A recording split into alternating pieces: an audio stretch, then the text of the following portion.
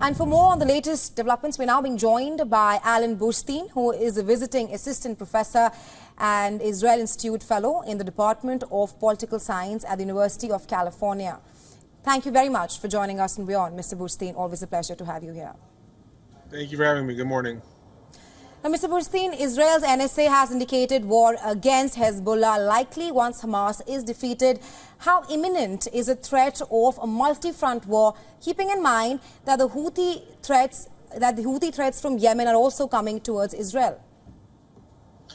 Well, Israel is very fearful that Hezbollah was going to enter the war with Hamas, and Hamas mounted a lot of pressure on Hezbollah to join the war on October 7th. They think that everyone's a little bit surprised that Hezbollah did not join the war. And there's all kinds of thoughts and intelligence on why that may be. And the reason is likely that Hezbollah is scared that it'll drag Lebanon into a war that will then make it lose favor in Lebanon. But in Israel, there is this growing fear that there appeared to be previously this sense of security, the sense that Hezbollah and Hamas train a lot on the border, but really they're never going to attack Israel. All they can do is launch missiles. October 7th blew up in Israel's face and showed, no, the fact that these organizations are constantly training means they can invade one day. So even if Hamas is quote-unquote defeated, Israel has now evacuated up to upwards of 10 kilometers of its settlements near the borders with Lebanon. All the civilians are evacuated out of fear Lebanon will invade. So that's what they're saying. Even if Hamas is defeated, Hezbollah now may launch on October 7th from Lebanon tomorrow or in a month. So that's why Israel's saying even if that happens, they need to deal with what happens with Hezbollah up north in one way or another. Well, Mr. Burstein, talking about the attack from Hezbollah, my question to you is that the fear regarding Hezbollah's Radwan force is that within minutes it could cross the border and begin a murderous rampage in northern communities. Do you think that Israel right now fears another October 7th style attack from its northern border? I think it very much fears that attack. I think Hezbollah has lost the element of surprise. What Hamas really had on October 7th was a vast element of surprise. And that's one of the reasons that Hezbollah likely will not do that in the coming days. But what Israel is trying to indicate is, let's say that the war with Gaza is over, either through defeating Hamas somehow or some sort of ceasefire or something is over.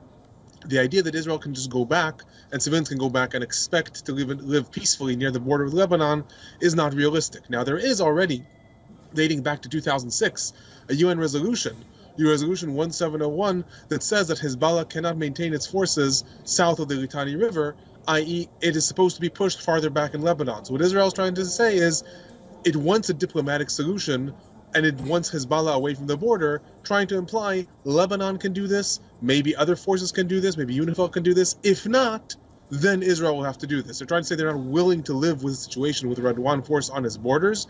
However, if someone else wants to do that instead and avoid a war between Israel and Lebanon, by all means, let them do that. That's what Israel's threats are sort of indicating. They're almost asking someone else to do it instead.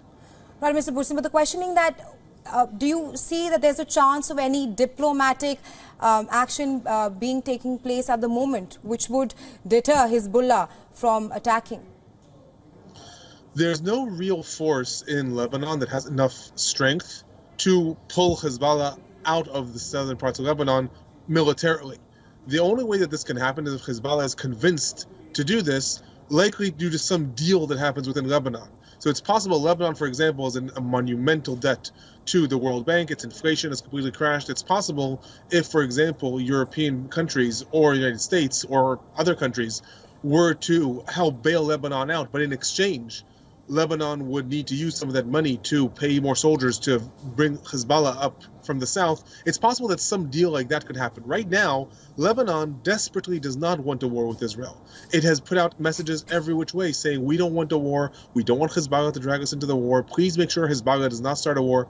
But there's no one who actually has the force to do that. So even though Lebanon does not want a war, and Israel, to a large extent, would probably rather avoid the war, no one can force Hezbollah to do that right now unless Israel invades. I think the hope is that Israel will somehow scare some sort of international body to say, okay, you know what, we're going to try to take responsibility for this because otherwise Israel is going to invade.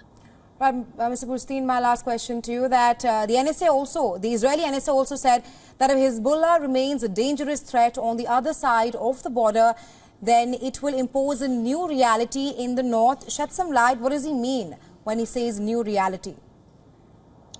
So in the past, Israel has invaded Lebanon several times. And back in 1982, it actually took over most of Lebanon and tried to even install a president and have a peace treaty with Lebanon. That obviously did not work.